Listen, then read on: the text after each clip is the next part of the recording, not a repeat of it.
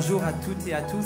Soyez vraiment les bienvenus pour cette journée, ce culte mis à part pour notre Dieu. Et on est heureux vraiment de pouvoir se réunir ensemble dans ce lieu.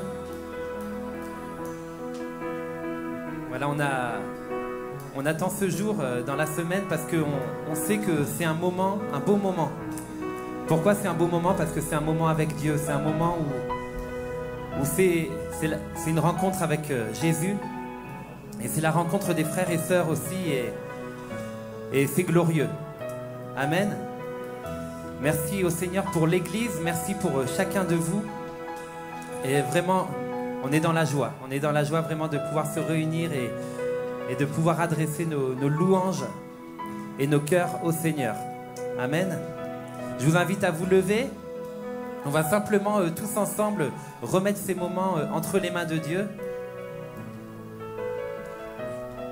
Alors, je vous invite à prier avec nous. Seigneur, avant toute chose, on veut te remercier, Seigneur, pour cette journée que tu as faite. Je te remercie pour mes frères et sœurs, Seigneur, qui sont là, Seigneur. Je te remercie pour les personnes qui sont là peut-être pour la première fois, Seigneur. Merci, Seigneur, pour ta grâce. Merci pour ton amour. Merci pour tes bontés chaque jour, Seigneur. Merci, Seigneur, pour ta parole, Seigneur, qui est la vérité, qui nous enseigne, Seigneur Jésus, qui nous parle, Seigneur, encore aujourd'hui. Merci, Seigneur, vraiment pour qui tu es, Seigneur Jésus. Et ce matin, Seigneur, on veut te louer, Seigneur Jésus, de tout notre cœur. Seigneur, que nos louanges, Seigneur, vraiment te soient agréables, Seigneur Jésus, alors que nous sommes là, Seigneur, nous allons chanter, Seigneur, pour toi. Seigneur, que nos louanges te plaisent ce matin, c'est bien ça le plus important, Seigneur, car nous sommes là pour toi, avant toute chose, Seigneur Jésus, pour te rendre un culte, Seigneur Jésus. Seigneur, vraiment, je te prie de bénir chacun dans ce lieu, Seigneur Jésus. Et que, Seigneur, nous puissions ressortir, Seigneur, de ce lieu avec quelque chose de toi, Seigneur Jésus. Vraiment que ton nom soit glorifié, Seigneur, en toutes choses. Tu es bon, Seigneur, tu es fidèle. Seigneur Jésus, tu es le véritable, Seigneur Jésus. Et nous voulons, Seigneur, plus de toi encore, Seigneur Jésus, en cette matinée, Seigneur Jésus. Merci, Père, de bénir. Merci de conduire toutes choses ce matin, Seigneur Jésus. Et que nos louanges montent jusqu'à toi, Seigneur Jésus.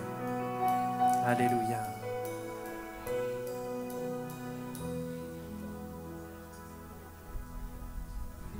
Amen. Amen. On va se réjouir ensemble. On va chanter ce chant qui nous dit « Je veux me réjouir dans le Dieu de mon salut, en Jésus mon roi. » Amen.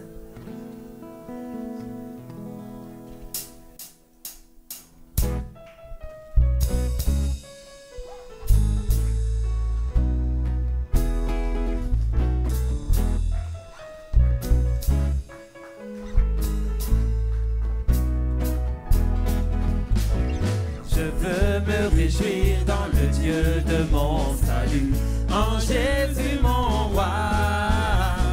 Je veux me réjouir dans le Dieu de mon salut, en Jésus mon roi. Je veux me réjouir dans le Dieu de mon salut, en Jésus mon roi. Je veux me réjouir dans le Dieu de mon salut, en Jésus mon roi. Il rend mes pieds semblables à ceux des biches. Il me fait marcher. Il me fait marcher sur mes lieux élevés. L'Éternel est ma force. Alléluia. Alléluia. Alléluia. Alléluia.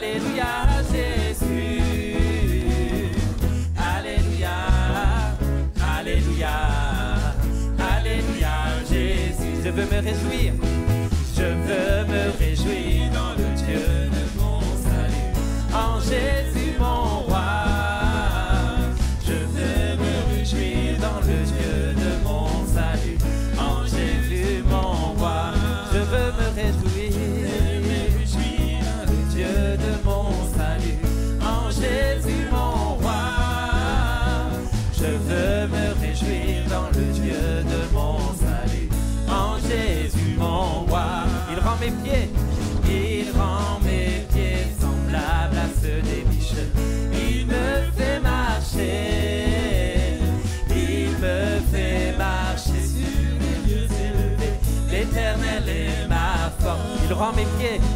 Il rend mes pieds semblables à ceux des biches. Il me fait marcher. Il me fait marcher sur les lieux élevés. L'Éternel est ma force. Chantons Alléluia. Alléluia. Alléluia. Alléluia Jésus. Alléluia. Alléluia. Alléluia Jésus. Encore une fois, je veux me réjouir. Je veux me réjouir dans le Dieu de mon salut, en Jésus mon roi. Je veux me réjouir dans le Dieu de mon salut, en Jésus mon roi. Je veux me réjouir. Je veux me réjouir dans le Dieu de mon salut, en Jésus mon roi. Je veux me réjouir dans le Dieu de mon salut, en Jésus mon roi.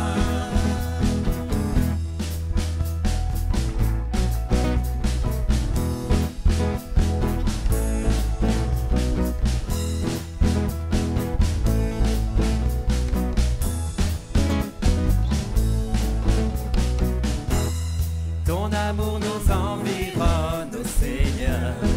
Ta gloire resplendit tout comme le soleil. Ton amour nous environne, ô Seigneur. C'est pourquoi nous espérons tous en toi. Gloire à ton nom. Auteur de notre joie. Toi qui nous as sauvés. Toi qui nous aimes tant. C'est pourquoi nous espérons tous en toi.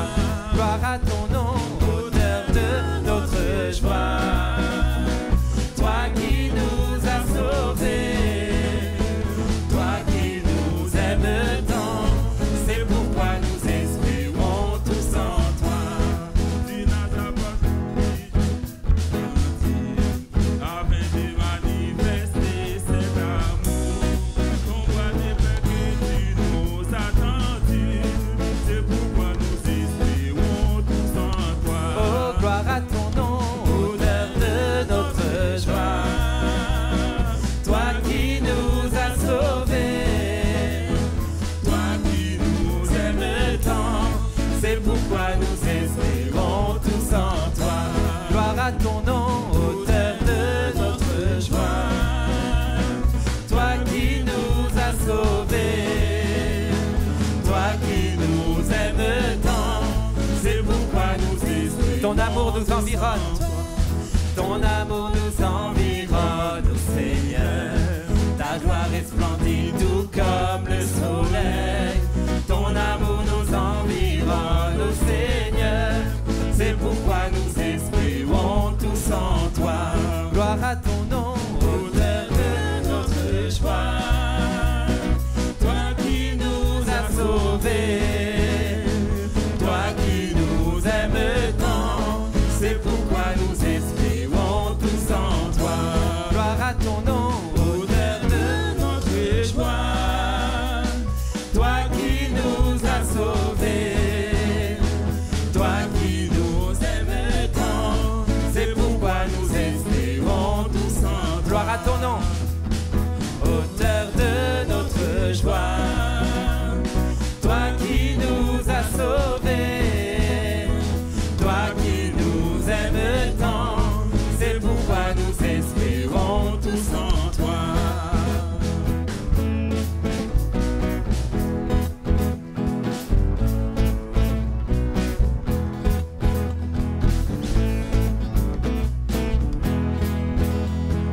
Alléluia.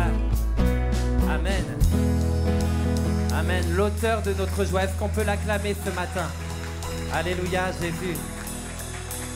Merci, Jésus. Gloire à ton nom, Seigneur Jésus. L'auteur de notre joie. Toi qui nous as sauvés, Seigneur Jésus. Sois glorifié, Seigneur Jésus. Alléluia. Nous sommes dans la joie, Seigneur Jésus, vraiment de pouvoir te louer. Tu es notre espérance, Seigneur Jésus. Tu es notre joie, Seigneur Jésus. Toi qui nous as sauvés, Seigneur, merci. Seigneur, tu es bon, Seigneur, et nous voulons t'offrir nos louanges ce matin, Seigneur. Alléluia, Seigneur Jésus. Amen.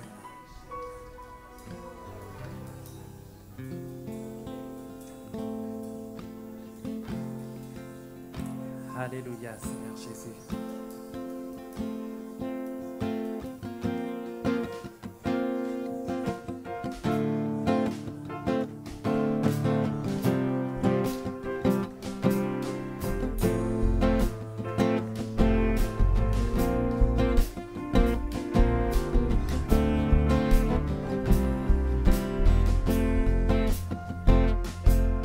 L'Esprit du Seigneur est dans ce lieu.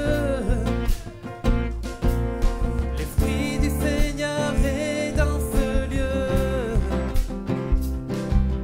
L'Esprit du Seigneur est dans ce lieu. L'Esprit du Seigneur est dans ce lieu. L'Esprit de Dieu est au contrôle.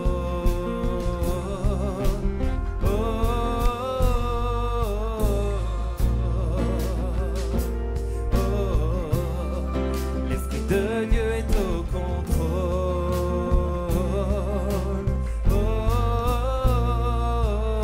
L'Esprit du Seigneur est dans ce lieu. Les malades sont guéris en ce lieu. Oui, nous sommes bénis en ce lieu. L'ennemi doit s'enfuir de ce lieu. Car l'Esprit du Seigneur est dans ce lieu. L'Esprit de Dieu est au contrôle.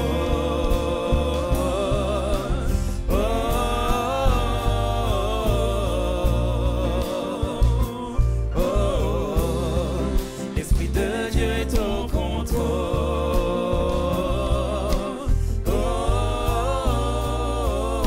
L'Esprit du Seigneur est dans ce lieu. Les opprimés sont délivrés. Les opprimés sont délivrés en ce lieu. Alors viens déposer tes fardeaux en ce lieu. Le pardon Dieu veut te donner en ce lieu. Car l'Esprit du Seigneur est dans ce lieu. L'Esprit de Dieu est au contrôle.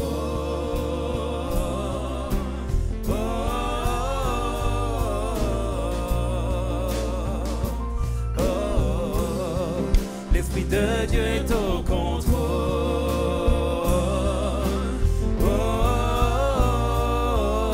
L'Esprit du Seigneur est dans ce lieu. L'Esprit de Dieu est au contrôle.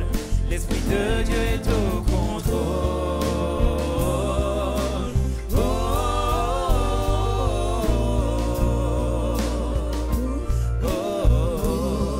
L'Esprit de Dieu est au contrôle.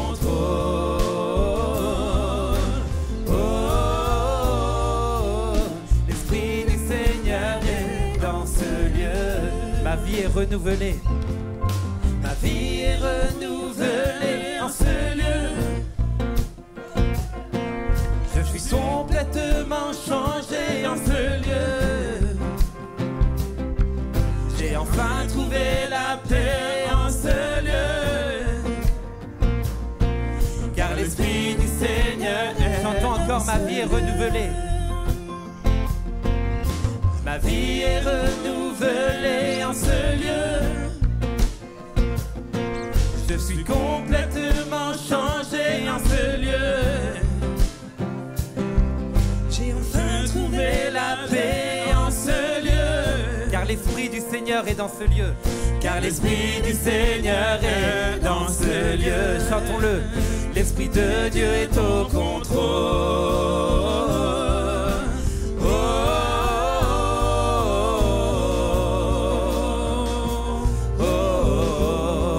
L'Esprit de Dieu est au contrôle.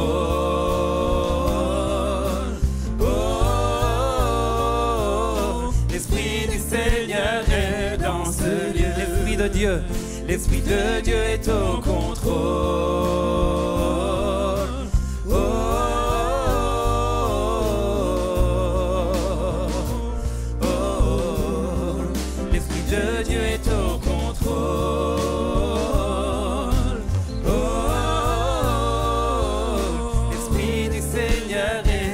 Dernière fois, l'Esprit de Dieu est au contrôle. L'Esprit de Dieu est au contrôle.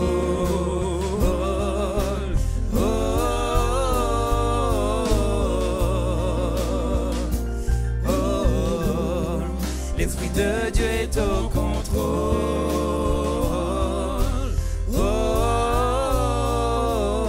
L'Esprit du Seigneur est dans ce lieu. Alléluia. L'Esprit de Dieu est au contrôle. Il est au contrôle pour bénir. C'est son but ce matin. L'Esprit de Dieu est au contrôle pour bénir son peuple ce matin, pour toucher son peuple ce matin, pour guérir son peuple ce matin. L'Esprit de Dieu est au contrôle pour révéler Jésus de plus en plus, pour éclairer nos ténèbres, pour chasser nos doutes. L'Esprit de Dieu est au contrôle ce matin pour bénir ta vie. Alléluia. Oui, l'Esprit de Dieu est au contrôle pour te toucher. Parce qu'il t'aime, parce que Jésus t'aime, parce que Dieu veut te bénir, parce que c'est son but. C'est son but ce matin.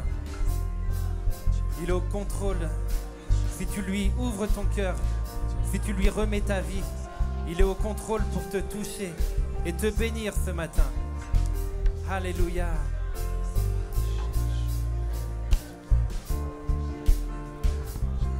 Oh, l'Esprit de Dieu est au contrôle. Oh, oh,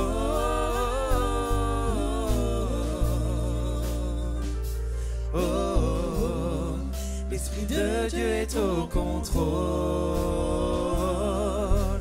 Oh, l'Esprit du Seigneur est dans ce lieu. Dernière fois. L'Esprit de Dieu est au contrôle.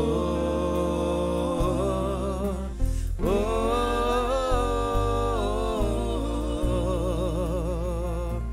oh, l'Esprit de Dieu est au contrôle. Oh, l'Esprit du Seigneur est dans ce lieu. Alléluia.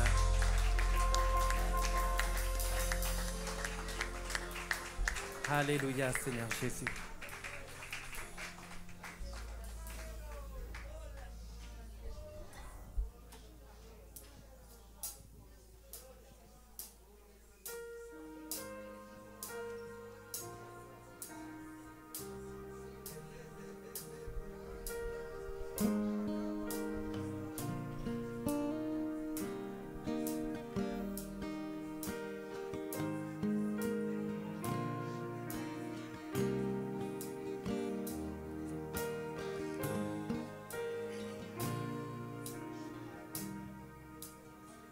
Tu as porté ma croix, tu as tout donné pour que je sois libéré.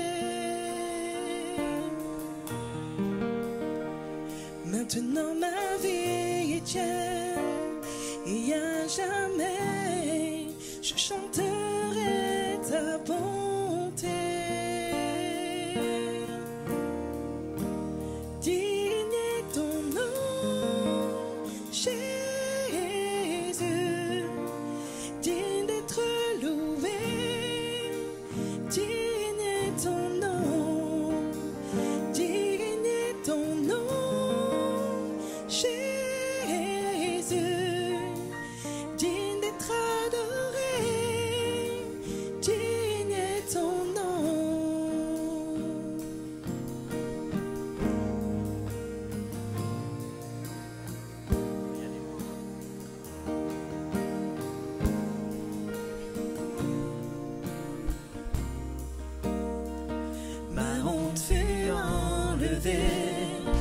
Tu m'émerveilles par ton amour indéniable.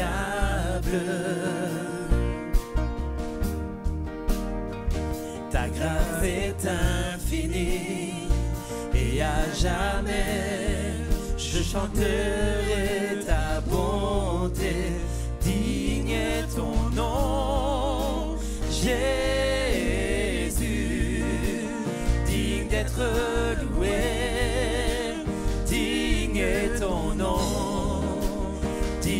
digne est ton nom, Jésus,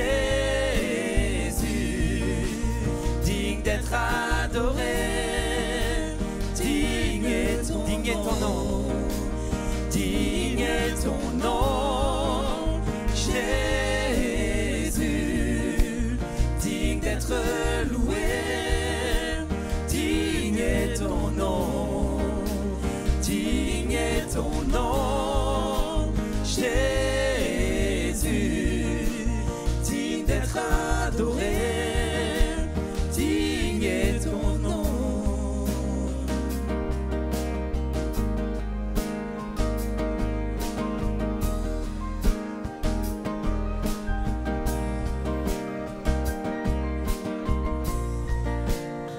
Oh, alléluia, Jésus,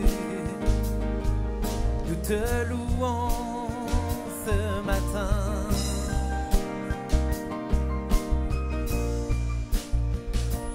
Dans les cieux, ton nom est exalté.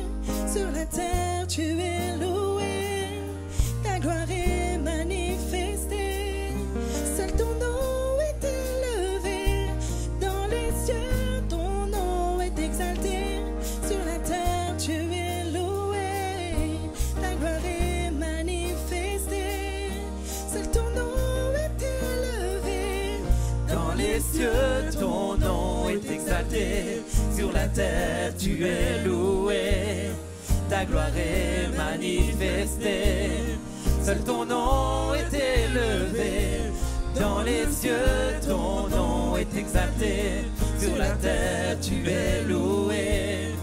Ta gloire est manifestée. Seul ton nom est élevé. Dans les cieux, ton nom est exalté. Sur la terre, tu es loué. Ta gloire est manifestée. Seul ton nom est élevé. Dans les cieux, ton nom est exalté. Sur la terre, tu es loué. Ta gloire est manifestée. Seul ton nom. Une dernière fois, proclamons. Dans les cieux, ton nom est exalté. Sur la terre, tu es loué. Ta gloire est manifestée. Seul ton nom est élevé.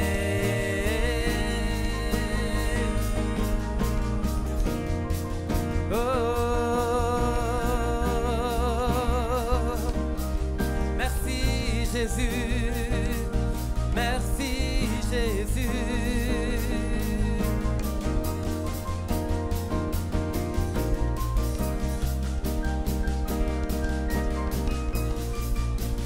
Digne est ton nom, Jésus, digne d'être loué. Digne est ton nom, digne est ton nom, Jésus, digne d'être adoré, digne est ton nom, digne est ton nom, Jésus, digne d'être loué, digne est ton nom. Digne est ton nom, Jésus, digne d'être adoré, digne est ton nom. Chantons-le une dernière fois. Digne est ton nom, Jésus, digne d'être loué, digne est ton nom, digne est ton nom, Jésus, digne d'être adoré, digne est ton nom.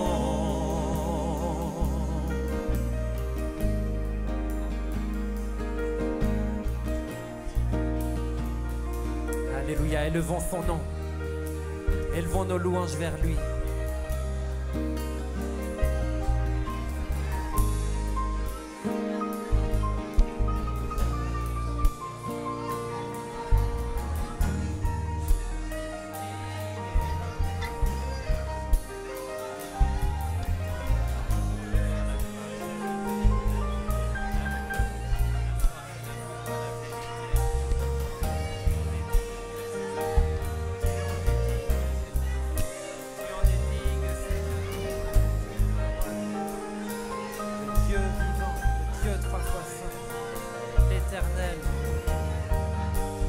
l'alpha et l'oméga, Seigneur.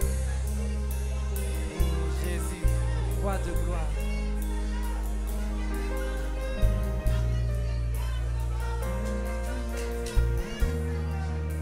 Merci, Seigneur, pour ta présence, Seigneur. Merci, Jésus. Alléluia.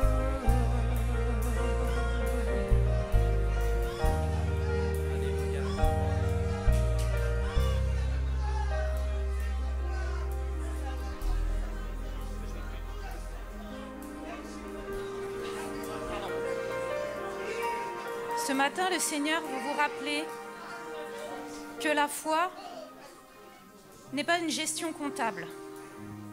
Jésus et le Saint-Esprit ne regardent pas au nombre. C'est pour cela qu'il avait dit à David de ne pas dénombrer le peuple. Et attention, parce que si tu regardes avec une gestion comptable ta foi, celle des autres, le nombre de personnes dans les réunions, tu mets une idée de performance à cette foi, qui peut faire que tu peux regarder les autres églises et te dire « moi aussi je veux cette église », alors que le Seigneur a des choses particulières pour toi. Ne regarde pas la performance. Jésus s'est déplacé à Bethesda pour un seul homme qui était abandonné, qui n'avait pas de famille, qui n'avait pas d'amis pour le jeter dans la piscine, qui n'avait pas d'espoir. Jésus est venu pour lui et lui seul. Il fut le seul guéri là-bas. Jésus est aussi venu pour cet homme qui vivait dans les sépulcres. Il est venu et l'a libéré. Cet homme qui faisait peur à tous, qui n'arrivait plus à être maintenu par des chaînes, Jésus est venu pour briser ces chaînes, à lui seul, là-bas, sur ce lieu. Paul a dû reprendre son travail séculier pendant un temps, et pourtant ce n'était pas un échec, puisqu'il a porté l'évangile. Mais pour Dieu, c'était une opportunité de se glorifier. Ce que tu vois avec tes yeux humains n'est pas forcément ce que tes yeux spirituels voient. Si tu regardes à toujours plus d'âmes pour ton groupe de prière, toujours plus d'âmes pour ton groupe d'intercession, toujours plus d'âmes pour ton église, mais que tu regardes à la gestion comptable et pas au salut de ces âmes, à la restauration, tu regardes à la performance. Parfois, on ne voit pas forcément le retour que l'on peut avoir sur cette terre par rapport aux prières qu'on peut faire. Et le Seigneur m'a demandé de vous apporter ce court témoignage que j'ai pu vivre. En 1998, j'ai reçu une Bible dans la rue par une personne qui distribuait des Bibles gratuitement. Elle a pris mon prénom, elle a prié pour moi. Elle m'a dit « Je vais prier pour vous ». J'étais jeune, je ne m'attendais pas à ce cadeau, mais je l'ai gardé. Pendant de très nombreuses années, je l'ai gardé. Il a fait 5 déménagements sans jamais être ouvert. Et puis un jour, en 2006, mon cœur s'est ouvert. J'ai accepté Jésus et je me suis baptisée en 2007. En 2010, je suis retournée dans cette église qui distribuait les Bibles, puisque c'était en province. Et quand je tenais ma Bible sur moi, une personne est venue vers moi et m'a dit « Où avez-vous eu cette Bible ?» Je lui ai dit, une personne me l'a distribuée dans la rue, il y a plus de 10 ans. Elle m'a dit, c'était moi. Parce que je distribue les Bibles depuis tellement d'années. Je fais toutes les évangélisations de rue. Et aujourd'hui, vous apportez du réconfort à mon âme, parce que je suis atteinte d'un cancer au 3e stade, qu'il me reste quelques mois à vivre, mais que je pars avec l'espoir d'avoir sauvé une âme sur cette terre. À travers ce témoignage, le Seigneur veut vous montrer que pendant plus de 10 ans, cette personne a prié sans me connaître personnellement, mais que son espoir et sa fidélité ont été récompensés, que le Seigneur lui a montré qu'elle avait porté du fruit. Il ne lui restait plus beaucoup de temps à vivre, alors ne vous désespérez pas de regarder à la gestion comptable, regardez aux âmes, gardez espoir.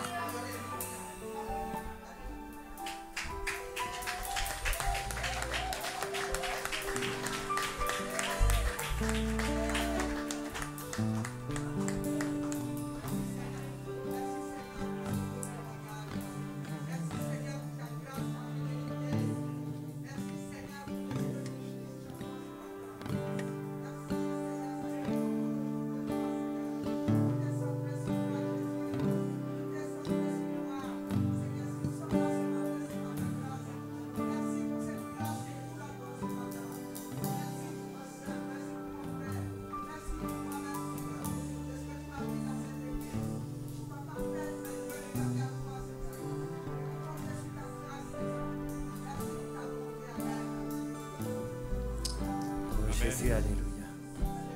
Alléluia, Seigneur Jésus. Restons sensibles au Saint-Esprit ce matin. La Bible dit Dieu parle tantôt d'une façon, tantôt d'une autre. Alors Alors reste sensible au Saint-Esprit ce matin. Dispose ton cœur. Le Seigneur est là ce matin, à travers son esprit. Il peut te parler, mais il faut que tu disposes ton cœur. Sois sensible, reste sensible ce matin.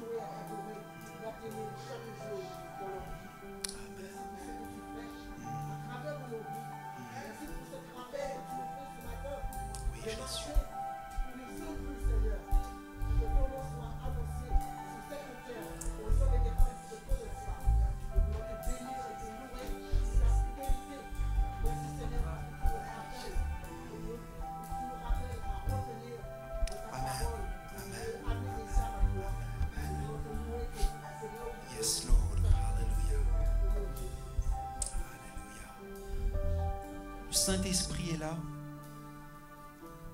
parce qu'il habite en toi. La beauté, la puissance de la nouvelle alliance, c'est que ce Dieu éternel, la gloire de ce Dieu éternel est venu habiter dans les temples humains que nous sommes. Saint-Esprit promis est venu habiter le cœur de l'homme, de la femme, qui a reconnu, qui a accepté avec foi qui était Jésus. Et alors que le Saint-Esprit vit en toi et qu'il anime cette louange de reconnaissance envers ton Dieu, parce que nous sommes venus prioritairement pour rendre gloire à Dieu, pour remercier Dieu, pour célébrer Dieu, non seulement dans ta vie, mais dans la vie de tes frères et sœurs, dans la vie de cette communauté, dans ce lieu. Mais il nous pousse également et il nous interpelle, comme nous l'avons entendu par ce don ce matin. Le Saint-Esprit qui veut en toi, veut fortifier ta foi, veut continuer à développer en toi cette confiance, cette espérance qu'il a mis dans ta vie. Non seulement pour toi-même, mais aussi pour ceux qui t'entourent. Oui, pour toi-même, mais aussi pour ceux et celles qui t'entourent. Et j'aimerais que nous puissions prier ensemble en famille. Pour nos enfants, il y a des petits-enfants qui sont réunis ce matin à Mini Kids, à Mission Kids. Il y a des adolescents qui sont réunis à ATK ce matin, au chalet. La semaine dernière, c'était des préados qui étaient réunis également. C'est-à-dire des âmes dans lesquelles nous semons des paroles de vie, des paroles d'amour, des paroles de grâce. Est-ce que nous voulons, parce que je sais qu'il y a des parents ici qui pleurent pour leurs enfants, des grands-parents qui pleurent pour leurs petits-enfants. Et j'aimerais qu'animés de cet esprit, du Saint-Esprit, ensemble en famille, nous puissions prier pour le salut de nos enfants, pour le salut de nos petits-enfants, pour le salut de nos adolescents, de nos jeunes adultes. Ils sont là à nos côtés, ils sont là, ils font partie de la famille. Et nous voulons ensemble prier pour eux, voir la gloire de Dieu dans leur vie, voir la gloire de Dieu dans des enfants qui vont chanter, louer, lever leurs mains, parler d'autres langues, avoir des dons, des songes. Nous voulons une effusion du Saint-Esprit qui convainc de péché, de justice et de jugement. Également au milieu de cette génération, des petits, Dieu veut les toucher, Dieu veut les visiter, Dieu veut les accueillir dans ses bras d'amour. Est-ce que nous croyons encore à la capacité de Dieu de visiter non seulement ces lieux, mais nous lui appartenons, mais aussi à ceux et celles qui investissent du temps, de l'énergie, qui partagent ce message d'espérance, de foi auprès de nos enfants, auprès de nos adolescents. Ayons un fardeau ce matin pour eux. Prions, crions vers Dieu ce matin. Aspirons à voir des témoignages où on vient de nous dire Dieu nous a visités, Dieu a touché les cœurs, Dieu a convaincu des enfants. Des enfants ont exprimé des dons également de l'esprit, avec des visions, des songes, avec des paroles de connaissance. Au milieu d'eux, ils font partie de la même famille que nous. Même si nous sommes dans des lieux physiques séparés, nous voulons aspirer à ces choses d'en haut. Père, entends cette famille que nous formons ce matin, l'assemblée émie qui prie pour ces enfants, pour cette génération de petits, d'adolescents, de jeunes adultes, Seigneur, qui ont besoin de ton esprit comme nous en avons besoin, qui ont besoin d'être fortifiés dans leur foi comme nous en avons besoin, pour vivre ces choses d'en haut, pour être ces témoins que tu nous appelles à être partout dans notre génération, à l'école, à la maison, Seigneur, sur nos lieux, Seigneur, de loisirs ou de clubs de sportifs. Nous voulons être ces témoins remplis du Saint-Esprit, animés, Seigneur, par ton amour, pour le salut des âmes, pour, Seigneur, des hommes et des femmes qui vont se tourner vers toi en 2022, qui vont t'accepter dans leur vie. Bénis, Seigneur, sauve, attire encore aujourd'hui, convainc, glorifie ton nom, Seigneur. Nous aspirons, Seigneur, à cette vague de l'Esprit, au Saint-Esprit qui inonde nos cœurs et nos vies. Alléluia, qui renouvelle notre foi, notre vigueur en tant que témoin de Jésus-Christ, pour distribuer ta parole, des paroles de vie, Seigneur, distribuer, Seigneur, la Bible autour de nous, l'évangile de Jésus-Christ, aux petits comme aux grands, dans le nom de Jésus. Tu n'es pas mort pour rien, Jésus. Tu n'es pas mort sur la croix seulement pour nous. Tu es mort pour l'humanité. Tu es mort, Seigneur, pour cette génération qui se perd dans notre pays, dans notre voisinage. Alors nous prions ce matin, Saint-Esprit, fais de nous ces témoins.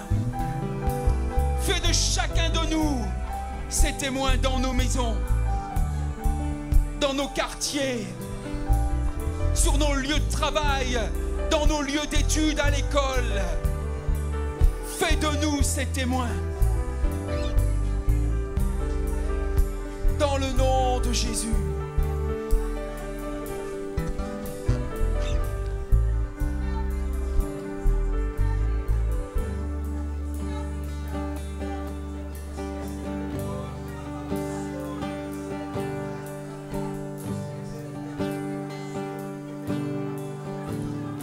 Ce lieu que mon cœur chérit et l'espoir de mon âme, l'emblème de mon salut, cette croix à Golgotha. Comment pourrais-je expliquer ce grand amour pour moi, que Jésus fut crucifié pour me donner la vie. La croix seule me suffit, rien d'autre je désire. Ce qui m'était si cher, je considère comme une perte, afin de te connaître.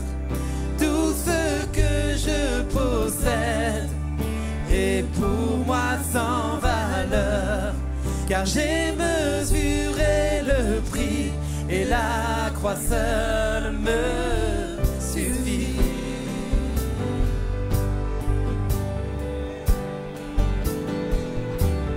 Oh, alléluia Jésus, gloire à Dieu.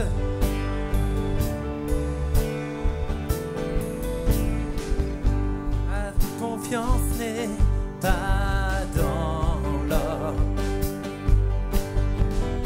ni les richesses du monde. Ma confiance est en Jésus, en aucun autre nom. La croix seule me suffit, rien d'autre je désire. Ce qui m'était si cher, je considère comme une perte, afin de te connaître. Tout ce que je possède est pour moi sans valeur, car j'ai mesuré le prix et la croix seule me suffit.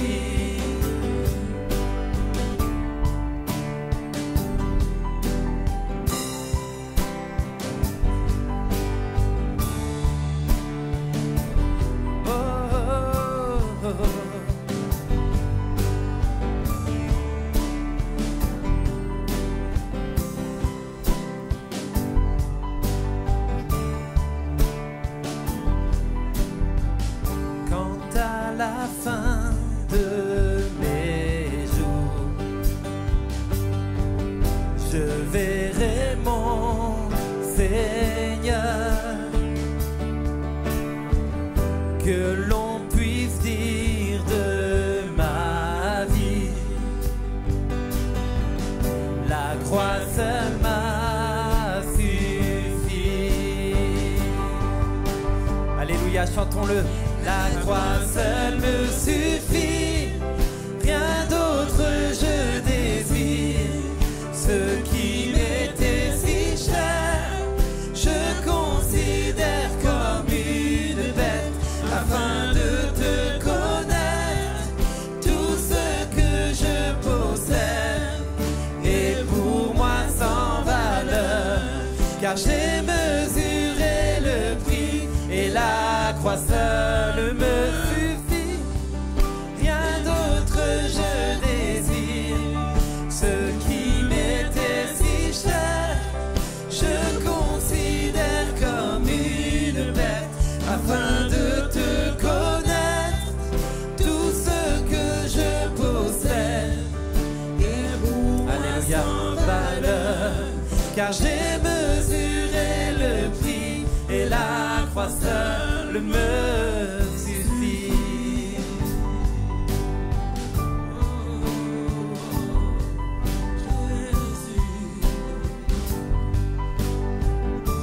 Et la croix seule me suffit.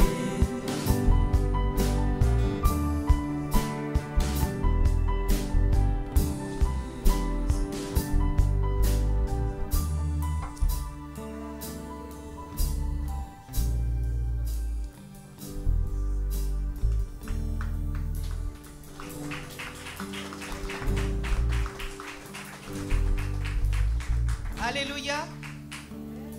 Seigneur a mis une pensée sur mon cœur. C'est une pensée de délivrance, de victoire, si on le saisit dans le bon sens. Dieu dit ce matin, il y a une personne, peut-être même plusieurs, qui résistent et qui résistent encore. L'appel a été plusieurs fois manifesté, mais cette personne se bloque. Mais Dieu veut dire ce matin, ta volonté est une volonté d'homme. Mais ce matin, il te propose sa volonté parfaite. Il te propose Christ le Seigneur. Et il te dit ce matin, il y a un fossé entre lui et toi. C'est ta personne, c'est ton désir. Mais ce matin, il te dit, la foi qu'il veut te proposer, la vie qu'il veut te proposer, la paix qu'il veut te proposer, l'amour qu'il veut te proposer, la joie qu'il veut te proposer. Il te dit aujourd'hui, il te pose cette question. Veux-tu toutes ces choses dont tu souhaites? Mais aujourd'hui, il faut que tu lâches. Tu lui lâches ta volonté. Tu lui donnes la place. Tu lui dis, oui Seigneur, je veux être dans la paix. Je veux être dans l'amour. Je veux te servir. Je veux recevoir. Je veux être délivré. Ce matin, Dieu te dit, c'est toi qui fermes la porte parce que tu te places au-dessus de lui. Mais ce qu'il te demande maintenant, c'est de l'inviter à prendre cette place et lui dire, Seigneur, je crois et tu es capable. Alors ce matin, que dit ton Dieu? C'est aujourd'hui pour toi la victoire. Si tu l'as saisi dans le bon sens. Dieu en toi, Dieu par toi et Dieu avec toi en toutes choses. Alléluia. Nous avons un grand Dieu qui parle tantôt d'une façon, tantôt d'une autre. Il faut que tu restes sensible au Saint-Esprit. Dieu peut te parler à travers un don, à travers un chant, à travers la louange, à travers le message.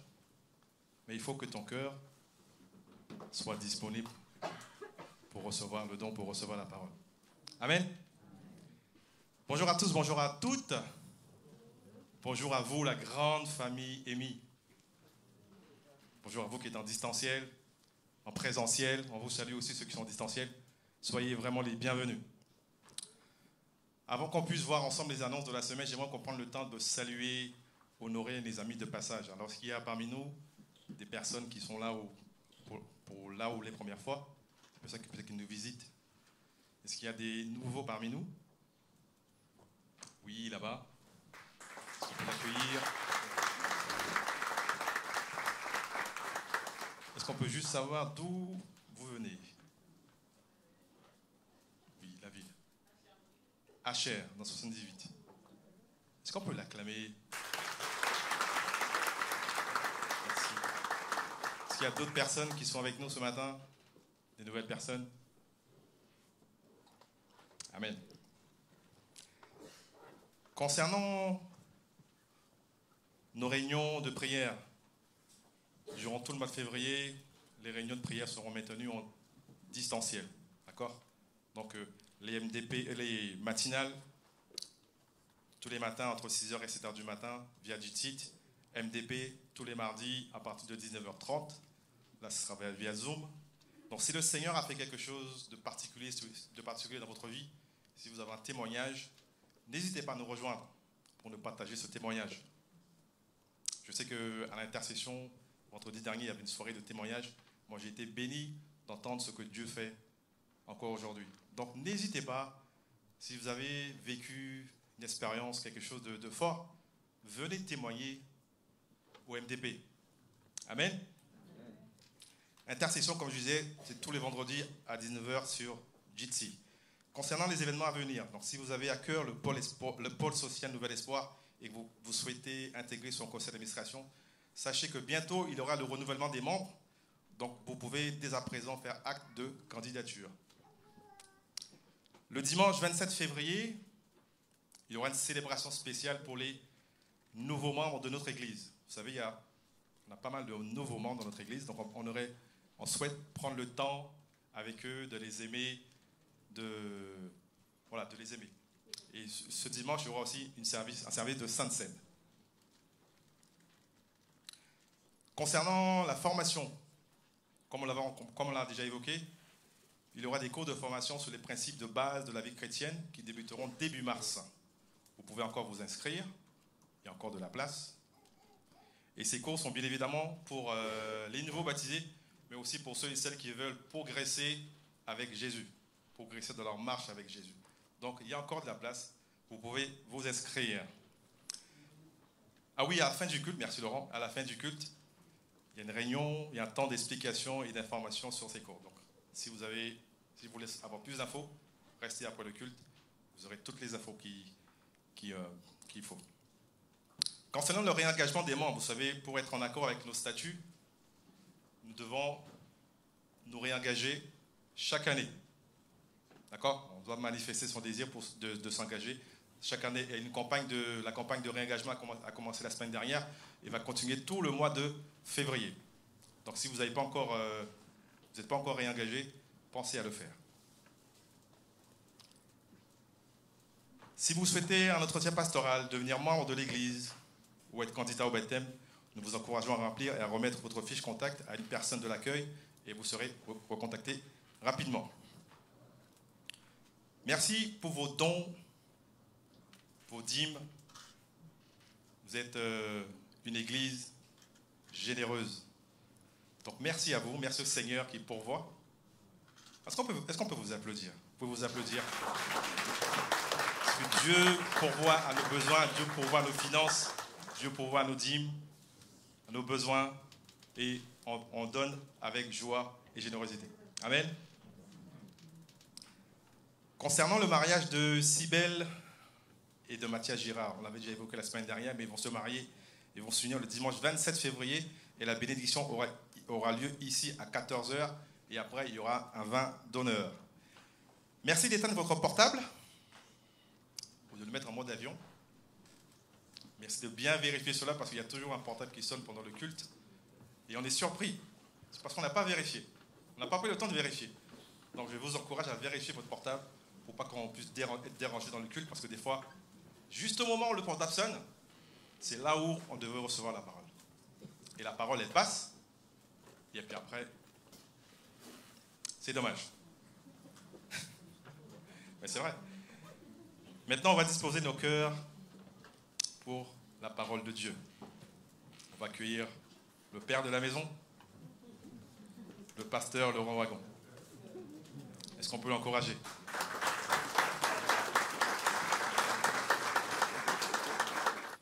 Bonjour à chacun. Très content de vous revoir aussi nombreux dans ce lieu. Ça me fait plaisir que le Saint-Esprit dans ce lieu, mais ça me fait vraiment plaisir que vous soyez aussi dans ce lieu. Ce qui fait la richesse et la beauté d'une église, ce sont ses membres.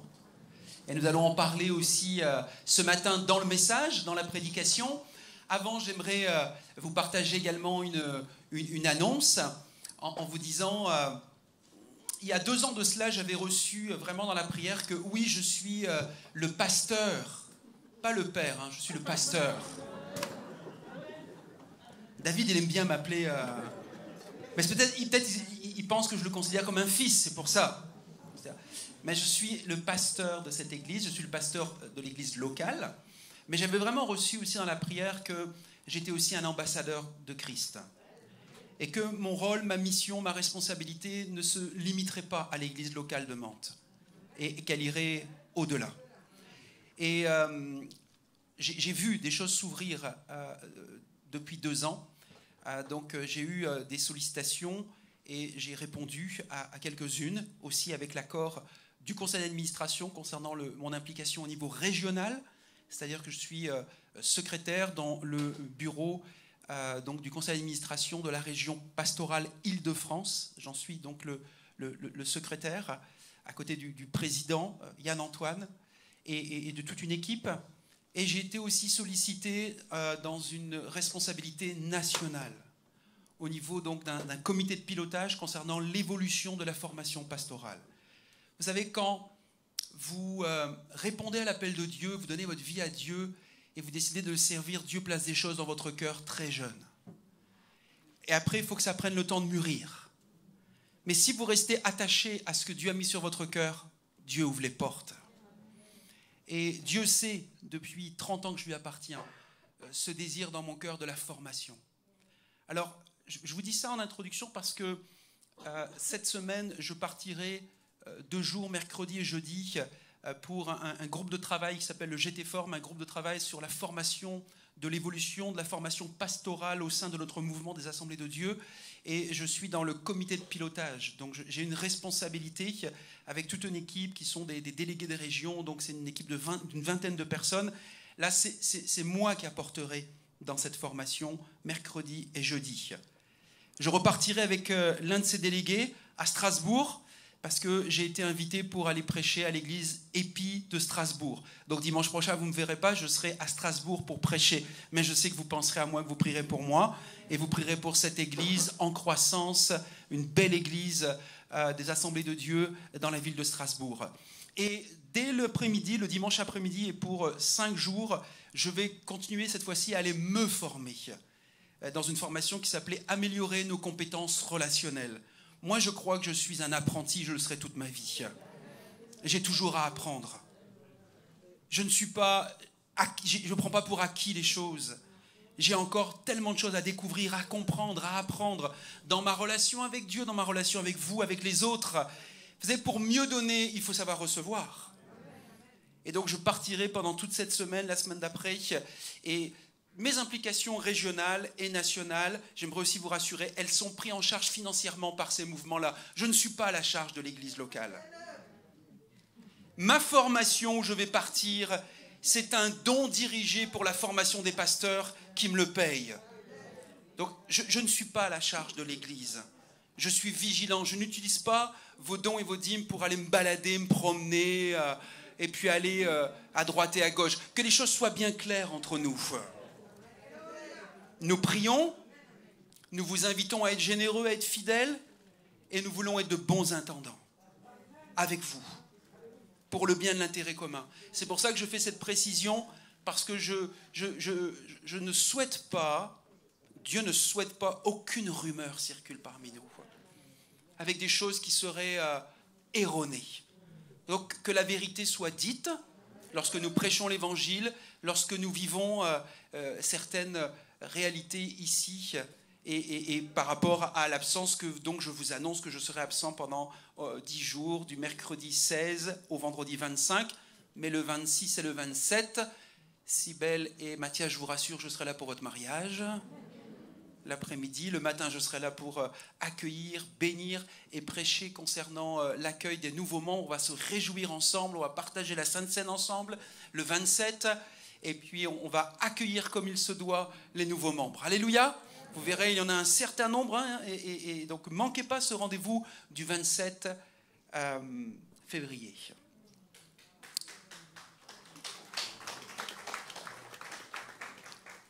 Père, on te remet ces instants parce que nous savons que nous sommes sous ton regard. Et ton regard est bienveillant. Il est rempli de bonté, de fidélité, d'amour et de sainteté. Tu es un Dieu qui est juste également. Et tu veux, Seigneur, te révéler à nos cœurs. Tu veux, Seigneur, nous donner de comprendre quel est ton cœur, donc quel est le sens, la signification de ta parole, pour que nous puissions bien la vivre et ainsi être dans ces projets que tu as pour chacun d'entre nous, des projets que tu as annoncés de paix et de bonheur. Alors Seigneur, merci parce que tu désires encore nous révéler et nous faire entrer et marcher dans notre destinée, dans les projets que tu as pour nous. Et nous t'en remercions encore ce matin dans le nom de Jésus. Amen. Amen. Le titre du message ce matin, c'est très simple, c'est « Devenir membre de l'Église locale ». Devenir membre de l'Église locale. Nous sommes dans cette campagne, comme l'a dit David, de réengagement, devenir membre, mais il est important que nous comprenions que ce n'est pas seulement une histoire de statut qu'il faut suivre, c'est une histoire biblique avant tout. Et je pourrais vous donner au moins 12 raisons pour lesquelles il est important de devenir membre d'une église locale. Je vais vous en citer quelques-unes, je ne vais pas vous citer les 12. Mais premièrement, c'est biblique. Jésus est le fondement de l'église locale. Et tous les apôtres ont exercé le ministère par son intermédiaire de l'église locale. Deuxièmement, être une église dans le Nouveau Testament revient à être l'un de ses membres. Le livre des Actes nous le prouve. Troisièmement, c'est une condition indispensable pour prendre la Sainte Seine. C'est un repas institué par Jésus pour l'Église réunie, c'est-à-dire pour ses membres. Quatrièmement, c'est la meilleure façon de devenir membre d'une église locale, c'est la meilleure façon de représenter Jésus-Christ d'une manière officielle. Notre adhésion à l'église locale lui permet de déclarer que nous sommes un citoyen du royaume de Christ. Et par conséquent, un représentant légal de Jésus devant les nations. Alléluia! Je suis un représentant légal de Jésus-Christ devant les nations. Et toi aussi. Cinquièmement, je pense que c'est la meilleure façon de déclarer notre plus grande allégeance. Notre adhésion à l'équipe, à la communauté de chrétiens est un témoignage public de notre entière soumission à Jésus-Christ. C'est aussi la meilleure façon de servir les autres et d'assumer nos responsabilités vis-à-vis du corps de Jésus-Christ. Et enfin, je pense que deux autres encore raisons pour lesquelles il est important de devenir membre d'une église locale, mais c'est le programme divin pour la formation de disciples. Et c'est aussi le programme divin d'évangélisation. Mais pour certaines personnes, la notion d'adhésion à l'église locale signifie s'astreindre à des règles, à des normes de comportement. Et cela semble s'opposer à la grâce de Dieu et à l'évangile. Alors nous pouvons nous poser cette question. Y a-t-il des normes d'adhésion ? Des standards pour devenir membre d'une église locale? Dit autrement et simplement, qui peut être admis comme membre? La réponse semble si évidente et aussi simple. Qui peut être admis comme membre? Les chrétiens. Les chrétiens. Donc, ce que tu veux dire, pasteur, c'est que la norme à respecter pour devenir membre d'une église locale, c'est ni plus ni moins que la norme à respecter pour devenir chrétien? Oui, à peu de choses près. Et j'aimerais vous vous présenter 3 critères communs au fait de devenir chrétien et de devenir membre d'une église locale. Premièrement, la profession de foi. Pasteur, on est chez les protestants évangéliques ici. Tu nous parles de profession de foi?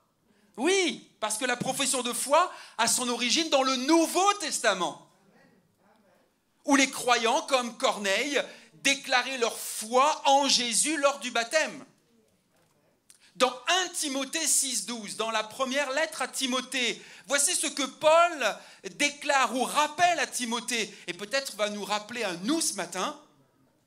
Combat le bon combat de la foi, saisis la vie éternelle que Dieu t'a appelé à connaître, et au sujet de laquelle tu as fait cette belle profession de foi, en présence de nombreux témoins.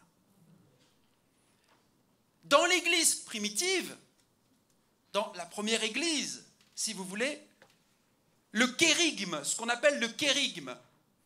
Waouh, ce matin on apprend des choses. Hein. Là, qu'est-ce que ça veut dire ça, le kérigme? Le kérigme, c'est-à-dire la proclamation de Jésus-Christ, Messie et Fils de Dieu, mort et ressuscité, résumait la profession de foi. L'adhésion à l'Église commence quand l'Église locale valide la profession de foi d'un chrétien. Comme Jésus l'a fait avec Pierre. Nous demandons à la personne, qui est Jésus pour toi? Si la personne répond comme Pierre l'a fait, Jésus est le Christ, le Fils du Dieu vivant. Et que cette personne sait exactement ce que ces mots signifient, alors elle peut adhérer à une église. Lors d'entretiens pastoraux, vous avez vu dans les annonces la carte fiche contact, où vous avez la possibilité de solliciter un entretien avec un responsable, avec le pasteur, et que vous pouvez demander un entretien un entretien pastoral, simplement pour partager un fardeau, un témoignage, partager quelque chose qui vous tient à cœur, ou pour devenir membre de cette église, ou pour le baptême. Eh bien, lors d'entretiens pastoraux, devenir membre, sachez que je cherche à mieux connaître les personnes, c'est-à-dire les futures brebis du troupeau. Et donc, je leur demande ce qu'ils comprennent et ce qu'ils croient de l'Évangile, de la bonne nouvelle de Jésus-Christ. Je sais que ce n'est pas toujours facile d'expliquer l'Évangile correctement, mais si la personne n'est pas capable de me dire de qui elle est la représentante officielle, alors pour son bien et pour celui de l'Église et de la réputation de Jésus-Christ, il m'est arrivé de refuser des candidatures de devenir membre. J'ai dit que l'adhésion à l'Église commence quand une Église, et quand je parle d'une Église, c'est-à-dire vous et moi, nous sommes associés dans l'histoire. Quand une Église locale comme Amy, vous et moi, valide la profession de foi d'une personne comme Jésus l'a fait pour Pierre. Et pour faciliter ce processus, l'Église Amy utilise la déclaration de foi des Assemblées de Dieu de France pour que les uns et les autres de cette communauté que nous formons, eh bien, nous croyions et nous disions la même chose sur les sujets bibliques fondamentaux. J'y reviendrai dans quelques instants. Et vous sachez qu'après chaque entretien, devenir membre, je remets cette déclaration de foi et nous la tenons à votre disposition et elle figure sur notre site internet également. Parce que, je vais vous donner un exemple. Les Mormons, les témoins de Jéhovah, certains protestants libéraux admettent leur croyance en Jésus-Christ. Comme Pierre l'a fait. Mais ils ne reconnaissent pas que Jésus est Dieu. Alors, de quel Jésus parlons-nous? Vous voyez? La déclaration de foi d'une église permet de clarifier notre croyance.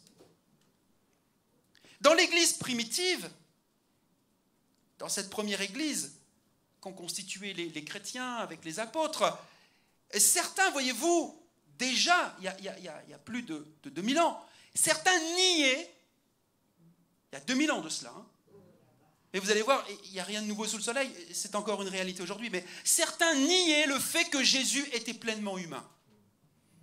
Pour eux, ce n'était pas possible. Et voici comment l'apôtre Jean encourage une église à faire preuve de discernement à ce sujet. Et nous lisons ça dans la première lettre de Jean au chapitre 4 et de versets 1 à 3. Je lis pour vous, mais vous pouvez le suivre dans votre Bible. 1 Jean chapitre 4, versets 1 à 3. Il nous dit, mais attention mes chers amis, c'est Jean qui parle, ne vous fiez pas à n'importe quel esprit.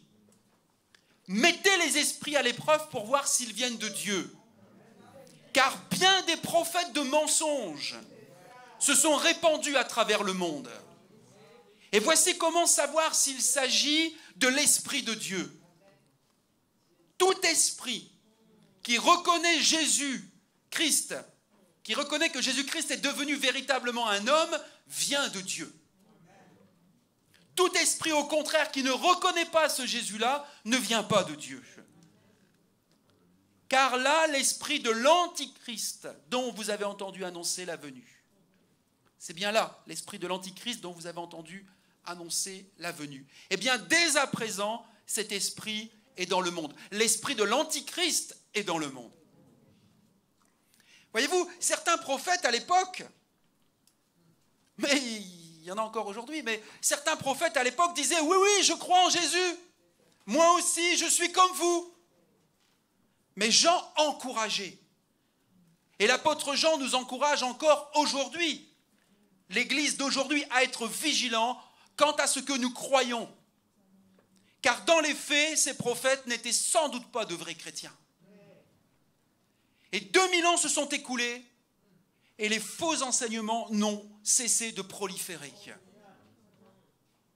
Et pendant la pandémie, nous en avons vu et entendu. Ça a été encore peut-être comme un révélateur de ce qui pouvait se trouver dans le cœur de certains soi-disant serviteurs de l'Évangile.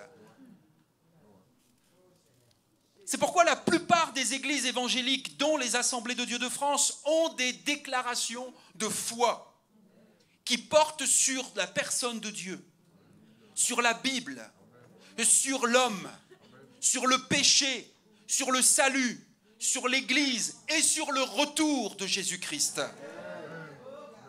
Cette déclaration de foi, nous la tenons à votre disposition. Elle sera affichée dorénavant dans le hall de l'Église également. Et chacun d'entre nous, à chaque fois que je fais un entretien de devenir membre, je lui remets, avec les statuts de l'Église, la déclaration de foi, pour que vous sachiez dans ce que nous croyons ici. Parce que ce que nous croyons détermine ce que nous pratiquons et ce que nous témoignons. Quand on demande à une personne de valider une déclaration de foi, nous n'avons pas pour but d'identifier des théologiens professionnels, mais des chrétiens.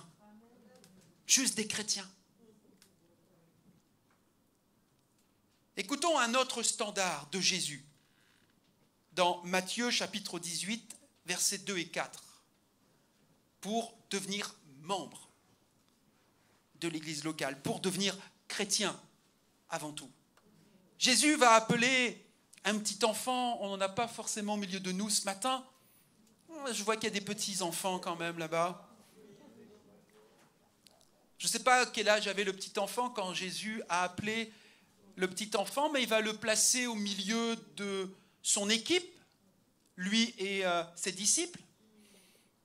Et il va dire la chose suivante.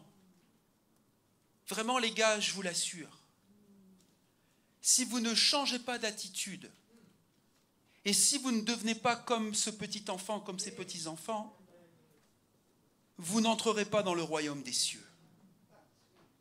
C'est pourquoi le plus grand dans le royaume des cieux est celui qui s'abaisse lui-même comme cet enfant. Voici à quoi Jésus demande à son Église et à ses serviteurs d'être sensibles à un esprit brisé et humble devant Dieu. Un esprit brisé et humble devant Dieu. Qu'est-ce qu'un esprit brisé, pasteur? Est-ce que Dieu prend plaisir à nous briser? Non. Comprenons bien ce que la parole de Dieu nous dit.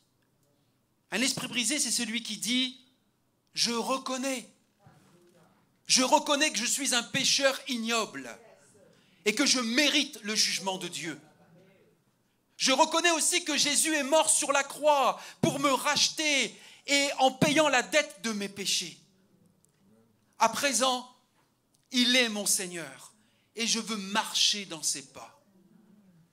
Un cœur brisé, un esprit brisé, un cœur brisé accepte la saine doctrine de la parole de Dieu, de l'enseignement de Jésus et des apôtres et approuve ce que la Bible dit de Dieu et sur sa personne. Parce que la Bible nous révèle deux choses. Elle nous révèle le cœur de Dieu et elle révèle ton cœur, elle révèle mon cœur. Alors nous voulons apprendre à lire la parole de Dieu en voyant le cœur de Dieu rempli d'amour pour les pécheurs que nous sommes et qui nous environnent et qui nous entourent. Ce qui nous amène au fait suivant, c'est que le christianisme ne commence pas seulement par la foi. Le christianisme ne commence pas seulement par la foi. Donc l'adhésion à l'Église non plus. Les deux commencent par la repentance. Je sais, c'est un mot désuet. Nous n'aimons pas trop l'utiliser, plus l'utiliser. S'il pouvait disparaître un peu de notre vocabulaire, même certains évangéliques, ça les arrangerait bien. Mais dans Marc, chapitre 1, verset 15, Jésus disait « Le temps est accompli et le royaume de Dieu est proche. Repentez-vous et croyez à la bonne nouvelle. » Vous ne m'enlèverez pas d'enseigner ce que Jésus disait. La repentance, oui, on peut utiliser d'autres synonymes pour en parler, il n'y a pas de problème pour ça. La repentance, c'est ce changement de comportement qui est initié dans notre façon de penser, ou notre vision du monde, si vous voulez, dans notre façon de penser. Et cela correspond au fruit d'un cœur que le Saint-Esprit a brisé, que le Saint-Esprit a convaincu. Un jour, j'ai entendu cette déclaration que je trouve assez pertinente. Tu peux être vaincu, mais non convaincu. Mais lorsque tu es convaincu, alors tu es vaincu. À travers l'histoire de l'Église, des peuples ont été vaincus. On leur a imposé la religion chrétienne, mais ils n'étaient pas convaincus pour autant. Et c'est comme ça qu'il y a eu un mélange de superstition et de syncrétisme. Mais lorsque tu es convaincu par le Saint-Esprit, alors tu es vaincu à Jésus-Christ. Tu as abandonné ta vie. Tu as fait droit d'allégeance à ton Sauveur et ton nouveau Seigneur. Ce n'est pas la perfection morale d'une personne qui la qualifie pour qu'elle devienne membre d'une église. Au contraire, c'est sa prise de conscience de son manque de perfection morale alliée à sa soif de justice. Ce ne sont pas les gens qui ne pêchent pas, mais ceux qui luttent avec le péché que nous recherchons. Jésus l'a dit lui-même, je ne suis pas venu pour des justes, mais je suis venu pour des injustes. Je ne suis pas venu pour des gens qui se portent bien, je suis venu pour des malades. Donc je reconnais les symptômes de ma maladie. Ce qui rend les gens acceptables pour une église n'est pas leur propre pureté morale, mais celle de Christ. Ce n'est pas le fait de ce qu'ils ont fait pour se sauver. Non, c'est ce que Dieu a fait pour les sauver.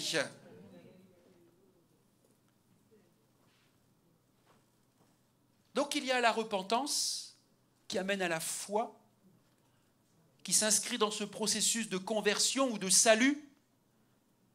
Et ce qu'une église demande ensuite à ses membres, c'est le baptême. La repentance, la foi, le baptême. Dans le Nouveau Testament, nous voyons la foule qui demande à Pierre ce qu'il fallait faire pour être sauvé.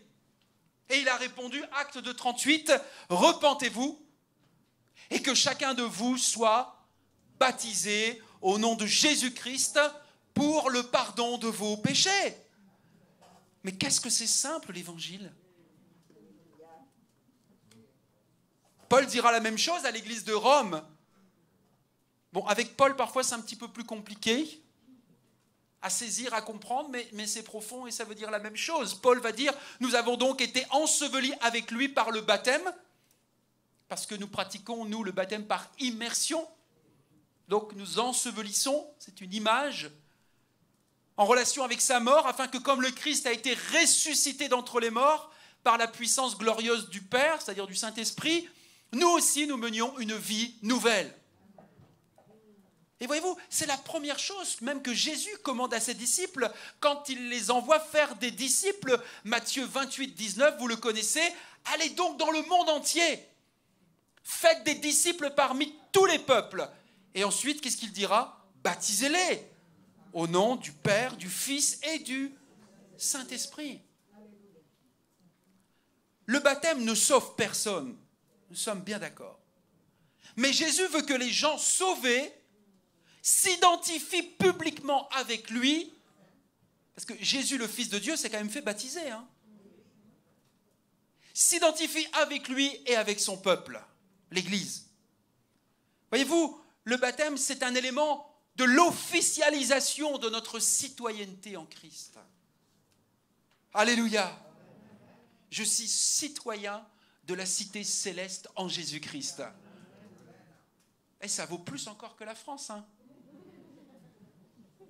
Donc à tous mes amis africains qui aiment leur pays, je le comprends. Vous avez raison d'aimer votre pays. Vous aimez aussi votre pays d'adoption, la France. Mais il y a encore mieux que cela. On doit être fier de plus que cela encore. Je suis citoyen de Jésus-Christ. En Jésus-Christ. Et depuis 2000 ans, voyez-vous, les églises ont considéré le baptême comme une condition préalable à l'adhésion. Est-ce que dans la Bible, il est dit, pasteur, littéralement, vous devez être baptisé avant d'adhérer à une église? Non! Non, vous ne le trouverez pas, ça, littéralement.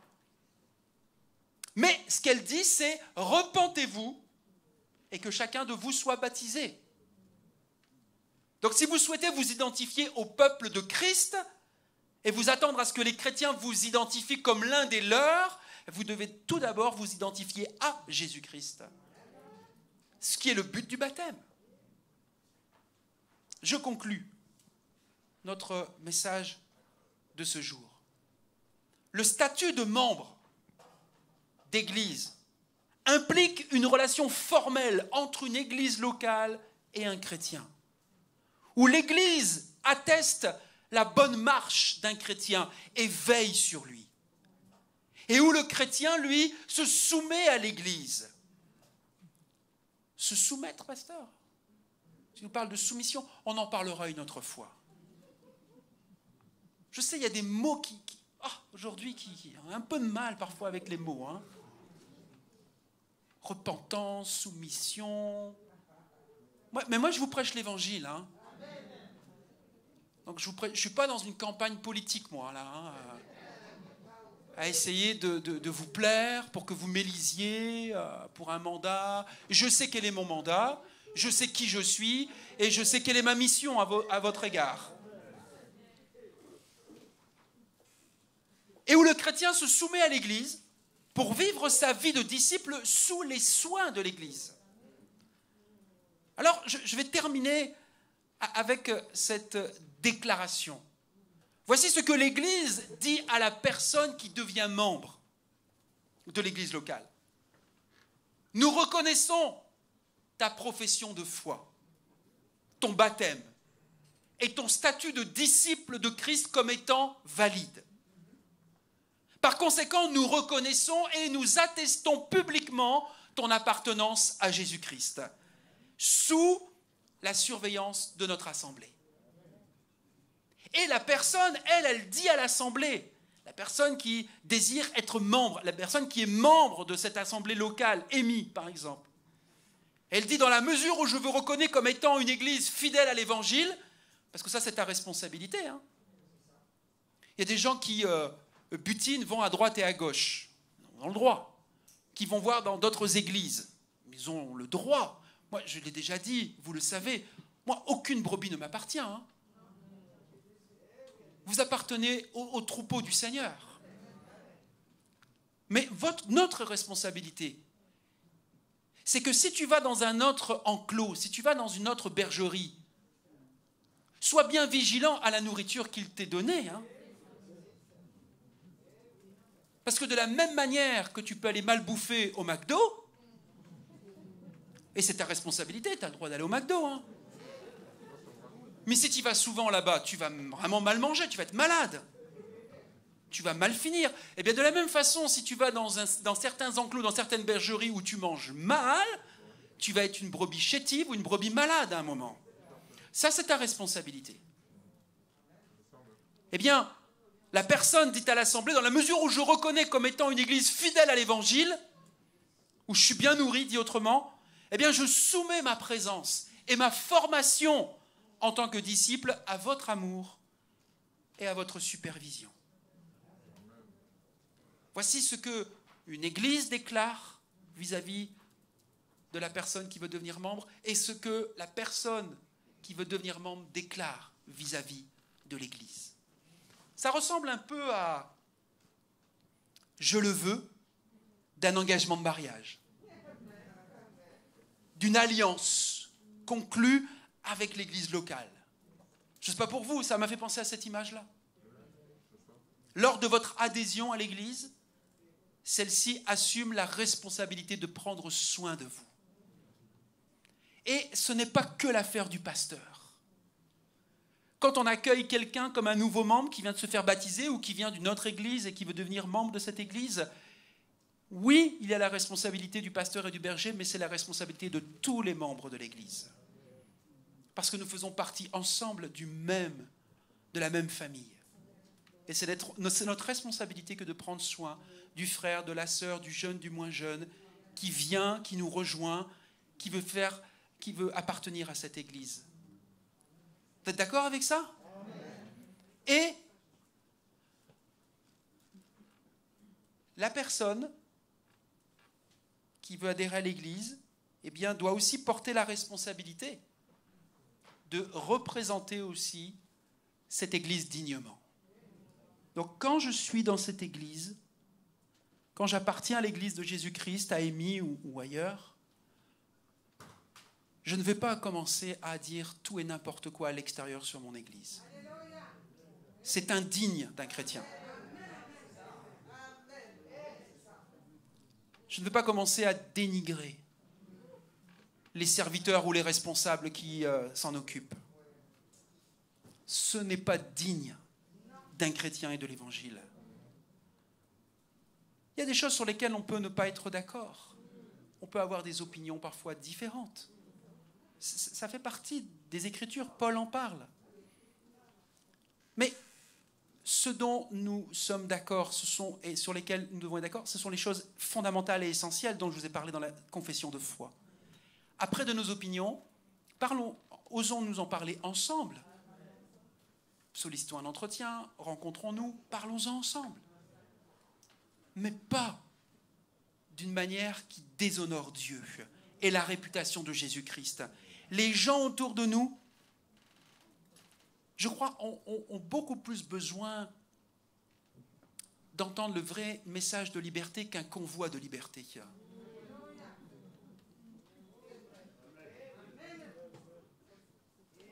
Et la Bible nous dit que nous serons libres dans la mesure où nous acceptons, où nous recevons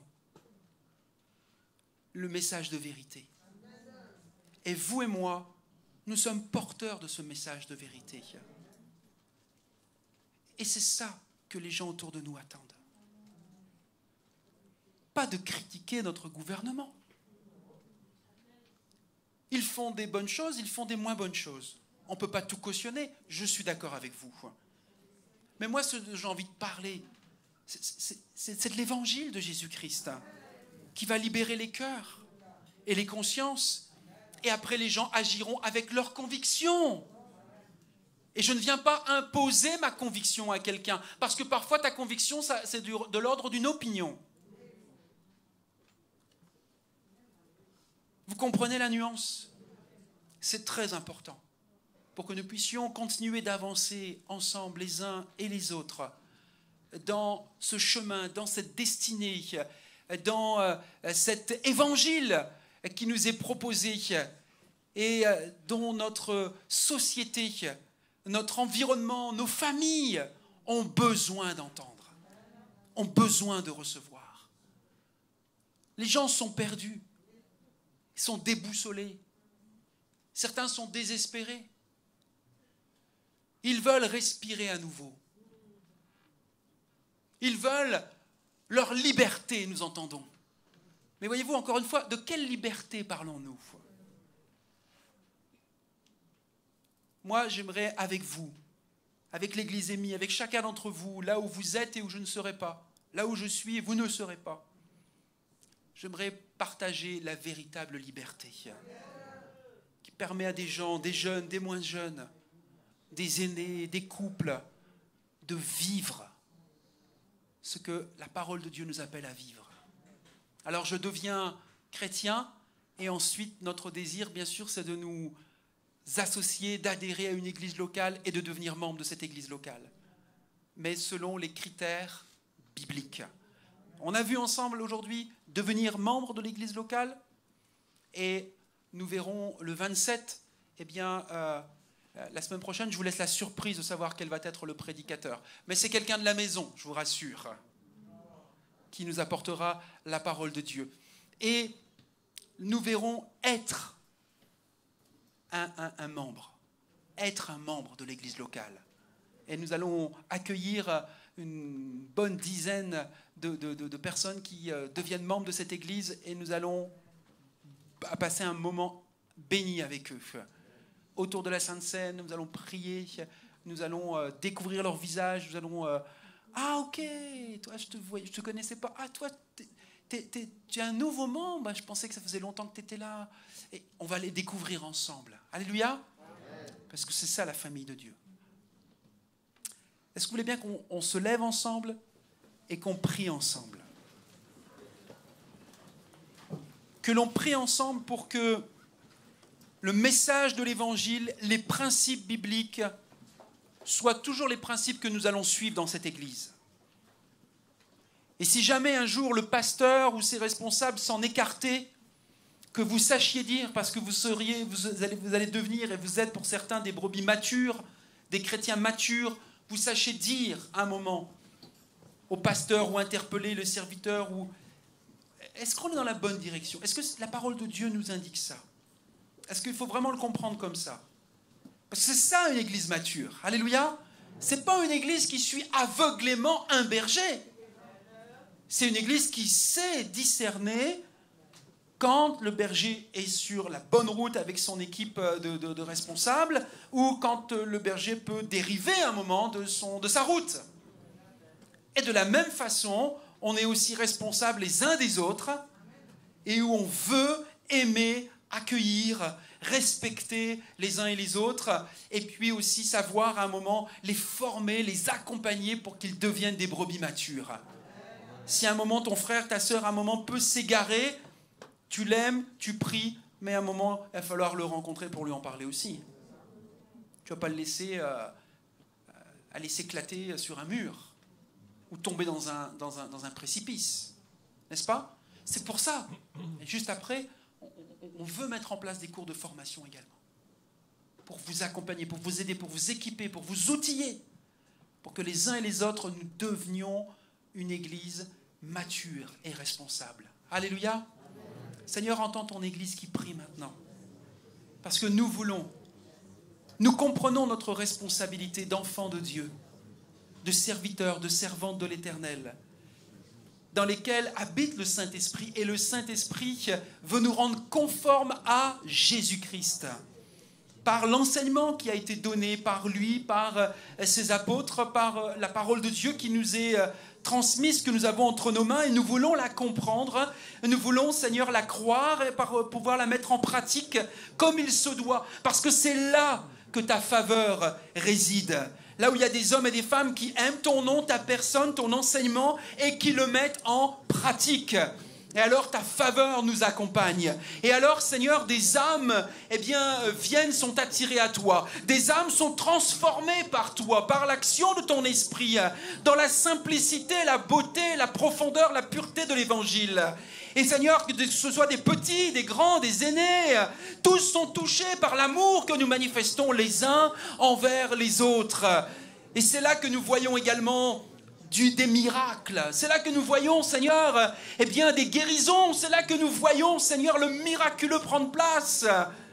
Parce que nous agissons conformément à ta parole. Alors merci de faire de nous une église qui sait accueillir ces nouveaux membres. Et aussi enseigner à ces nouveaux membres, eh bien, quelle est leur responsabilité également vis-à-vis de l'église. Et ainsi, nous marchons ensemble. Nous avançons ensemble, dans la paix. Et nous expérimentons ensemble des témoignages à la gloire de ton nom. Nous nous attendons à toi, Seigneur. Demain, après-demain, cet après-midi, peut-être il y a des personnes qui vont manger avec d'autres personnes, des chrétiens ou des non-chrétiens, mais au moment d'un repas, vont pouvoir libérer une écoute, mais aussi une parole de vie. Par des appels téléphoniques cette semaine, par des visites pour d'autres. Seigneur, je m'attends à toi pour des témoignages nombreux de cette Église. Alléluia. Qui vont venir, pas seulement du pasteur, mais des uns et des autres. Et nous nous réjouirons ensemble. Nous verrons ta grâce se manifester et nous nous réjouirons ensemble. Parce que c'est ça la bonne nouvelle de l'Évangile. Dans le nom de Jésus, nous t'avons prié. Et tout le monde dit Amen. Bon dimanche.